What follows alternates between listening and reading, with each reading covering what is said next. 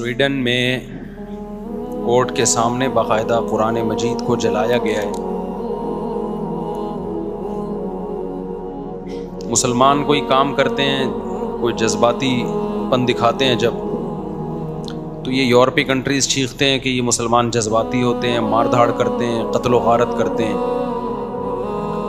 علماء اس قتل و غارت کی بھی مخالفت کرتے ہیں, لیکن جو چیز فساد کا ذریعہ بنتی ہے, مسلمانوں کے جذبات برانگیختہ کرنے کا ذریعہ بنتی ہے, وہ چیز بھی غلط ہے. دیکھو اسلام نے حکم دیا وَلَا تَسُبُّوا الَّذِينَ يَدْعُونَ مِن دُونِ اللَّهِ فَيَسُبُّوا اللَّهَ عَدْوًا بِغَيْرِ عِلْمٍ, کہ تم ان کے جھوٹے خداؤں کو برا بلا مت کہو, ورنہ یہ بھی تمہارے خدا کو برا بلا کہیں گے. حالانکہ اسلام ان کے خداؤں کو جھوٹا کہہ کے بھی کہہ رہا ہے کہ ان کو برا بلا مت کہو.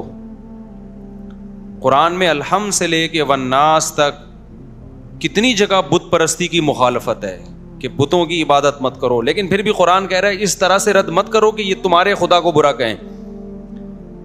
تو آپ بتائیے, جو مذہب کسی دوسرے مذہب کا مذاق اڑانے کی اجازت نہیں دے رہا, اس کے باطل ہونے کے باوجود کہہ رہا ہے اس طرح سے رد مت کرو کہ وہ تمہارے خدا کو یا رسول کو برا بلا کہنا شروع کر دیں, تو وہ مذہب کتنا پیسفل ہوگا اور وہ کتنا لوگوں کے جذبات کا خیال کر رہا ہے. اور ان لوگوں کو آپ دیکھیں کہ آزادی کے نام پہ, ہیومن رائٹس کے نام پہ کس طرح مسلمانوں کے جذبات سے کھیل رہے ہیں. ہم یہ مانتے ہیں کہ یہ قرآن کس کی کتاب ہے؟ اللہ کی کتاب. تو جس خدا کو ہم اللہ مان رہے ہیں اور کریٹر مان رہے ہیں اور ہمارے ایمان کا حصہ ہے, اس پہ ہم جان دینے کے لیے تیار ہیں, تو ہم یہ برداشت کر لیں گے کہ اس خدا کے کلام کو ہماری نظروں کے سامنے جلایا جائے؟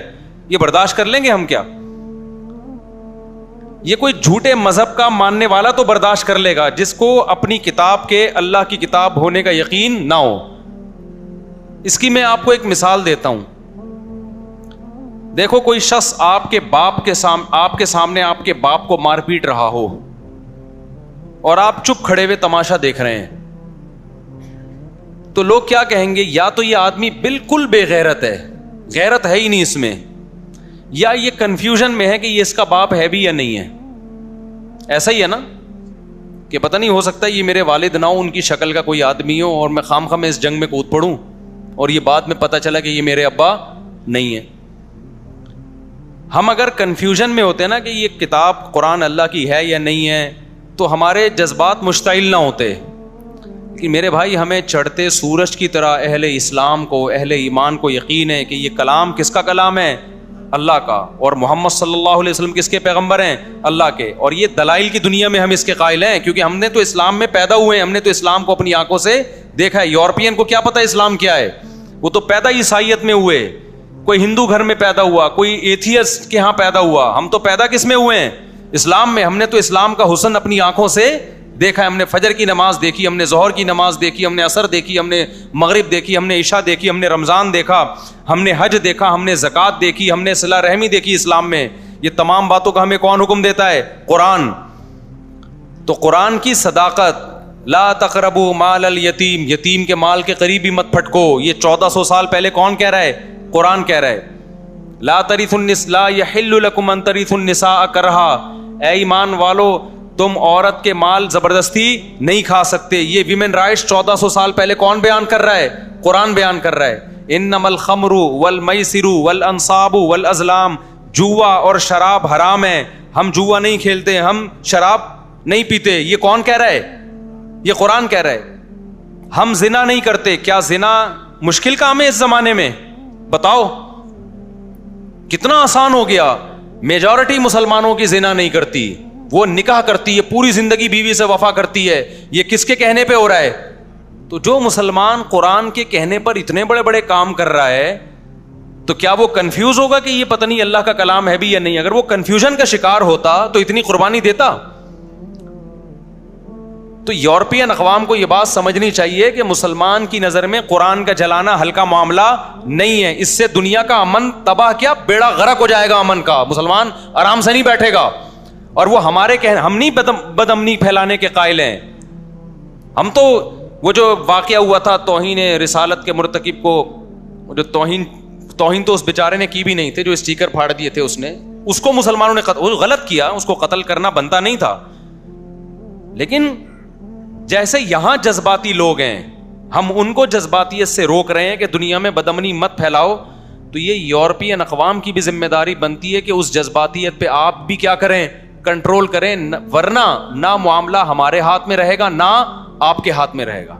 ہٹلر نے جنگ کا آغاز کیا تھا نا, وہ بھگتنا ساری دنیا کو پڑا ہے, تو غلطی کس کی تھی؟ ہٹلر کی تھی کہ نہیں تھی؟ خدا کی قسم اس سے بڑی جنگ دنیا میں چھڑ سکتی ہے اگر اس طرح سے قرآن کو جلایا جاتا رہا اور محمد صلی اللہ علیہ وسلم کی توہین کی جاتی رہی. اور اس جنگ کے ہم ذمہ دار نہیں ہیں. ہم تھوڑی کہتے ہیں لوگوں سے کہ لڑو اور اس طرح قتل ہو, ہم تو کہتے ہیں بھائی لیگل راستہ اختیار کرو, قانونی راستہ اختیار کرو. تو جب گورنمنٹ کی سرپرستی میں یہ کام ہو رہا ہوگا تو لوگ لیگل راستے کے لیے جائیں گے کہاں جائیں گے لوگ لیگل راستے کے لیے؟ لوگ پھر ہماری بات سنیں گے کہ امن سے رہو اور پرامن احتجاج, لوگ کہاں سنیں گے؟ تو ہم تو ابھی بھی کہتے ہیں بھائی پرامن احتجاج کرو آپ, لیکن آپ بھی وہ کام کرو کہ دنیا میں امن خراب نہ ہو. مسلمان کسی قیمت پہ بھی پیغمبر کی توہین, قرآن کی توہین برداشت نہیں کر سکتے, ناممکن ہے. یورپین اقوام کو یہ بات سمجھ میں نہیں آ رہی ہے, وہ ٹرائی کر کے دیکھ رہے ہیں کہ ان کو ہوتا کیا ہے. آپ کھیلیں نہیں بھائی ہمارے جذبات سے. ہم کب کہتے ہیں کہ آپ قرآن پہ ایمان لے کر آؤ؟ ہم کب کہتے ہیں کہ آپ محمد صلی اللہ علیہ وسلم کو اللہ کا پیغمبر سمجھو؟ لا اکراہ فی الدین, اسلام کہتا ہے دین میں زبردستی نہیں ہے. لیکن آپ کو ہم قرآن جلانے نہیں دیں گے, محمد صلی اللہ علیہ وسلم کی توہین کرنے نہیں دیں گے. آپ محمد صلی اللہ علیہ وسلم سے اختلاف بھی کر سکتے ہو, آپ کے مشن پہ اختلاف کرو, جیسے کہ ہمیشہ سے غیر مسلم اعتراض کرتے رہے ہیں. اعتراض کرنا الگ چیز ہے, توہین کسی قیمت پہ مسلمان برداشت نہیں کر سکتا. اب اس کا حل کیا ہے؟ تو پہلا حل تو یہ ہے کہ آپ جس حد تک ممکن ہو سوشل میڈیا پہ اپنا احتجاج ریکارڈ کروائیں. اس احتجاج کا بڑا اثر پڑتا ہے دنیا پہ. وہ جب دیکھتے ہیں نا کہ سارے چپ کر کے خاموش بیٹھے ہوئے ہیں تو وہ سمجھتے ہیں کہ مسلمانوں میں غیرت آہستہ آہستہ کیا ہو رہی ہے, ختم. جس حد تک بھرپور آپ احتجاج ریکارڈ کروا سکتے ہیں آپ ریکارڈ کروائیں. نمبر 2, جتنا پرامن احتجاج ہو سکتا ہے کریں. میں پرامن اس لیے کہہ رہا ہوں کہ ہمارے یہاں بعض جذباتی لوگ کہتے ہیں کہ مولوی صاحب یہ پرامن سے قابو میں آنے والے نہیں ہیں. دیکھو اگر آپ بدامنی پھیلاؤ گے نا, اس کے سائیڈ افیکٹ زیادہ ہیں. کچھ فائدے تو ہیں لیکن سائیڈ افیکٹ کیا ہیں؟ زیادہ. اس سے ہوگا کیا؟ غیر مسلم لوگ کہتے ہیں کہ تم جب جذباتی ہو, تم لوگ جب یہ کچھ کر رہے ہو تو ہم پھر اگلا اسٹیپ اس سے بھی بڑا کریں گے. پھر وہ اگلا اسٹیپ اس سے بھی زیادہ خطرناک ہوتا ہے. تو باز نہیں آتا کوئی ان چیزوں سے. تو آپ احتجاج کریں پرامن, لیکن اس کا جو اس کام کو جو صحیح معنی میں کنٹرول کر سکتے ہیں نا, وہ مسلم حکمران کر سکتے ہیں. ماضی میں عمران خان نے, سابق وزیر اعظم نے آواز اٹھائی تھی, اس سے زیادہ پرزور آواز ہمارے وزیر اعظم صاحب کو چاہیے کہ وہ اس پہ اٹھائیں. وزیر خارجہ کو چاہیے آواز اٹھائے, سویڈن کے وزیر خارجہ سے ملے, وہ اس کے سفیر سے ملے, وہ سعودی عرب کو چاہیے احتجاج کرے, UAE کو چاہیے احتجاج کرے, مصر کو چاہیے احتجاج کرے. دنیا کے جب سارے اسلامی کنٹریز کے سربراہان سویڈن پہ دباؤ ڈالیں گے تو سویڈن کی گورنمنٹ اس عمل سے روکنے کے لیے قانون سازی کرے گی, اور جس شخص نے یہ کام کیا اس کو پکڑ کے سزا دے گی. وہ اس سے مسلمانوں کے جذبات ٹھنڈے ہوں گے. تو آپ پر بھی لازم ہے کہ آپ اپنے حکمرانوں پہ دباؤ ڈالیں, کیونکہ حکومتی لیول پہ جو کام کیا جاتا ہے وہ آرگنائزڈ ہوتا ہے, وہ تمیز سے کام ہوتا ہے اور اس کا اثر زیادہ ہوتا ہے. عوام جب اپنے طور پہ توڑ پھوڑ, مار دھار, قتل و غارت شروع کرتی ہے, اس کے فائدے کم ہوتے ہیں, سائیڈ افیکٹ اس کے بہت خطرناک ہوتے ہیں, بہت گھناؤنے نتائج ہوتے ہیں اس کے. تو اس لیے اپنے حکمرانوں پہ بھی سوشل میڈیا پہ دباؤ ڈالیں کہ بھائی آپ آواز کیوں نہیں اٹھا رہے. ہمارے سفیر کو چاہیے آواز اٹھائے, سویڈن کے سفیر سے ملے, دباؤ ڈالا جائے, یونائٹڈ نیشن میں اس مسئلے کو اٹھایا جائے کہ ہماری نظر میں یہ مسئلہ ہلکا نہیں ہے. دیکھیں پوری دنیا میں چند اصول ایسے ہیں جن کو ساری دنیا مانتی ہے. یونائٹڈ نیشن مانتی ہے ان قوانین کو, یعنی بناتی ہے اس کے لیے, ان اصولوں کے لیے قوانین.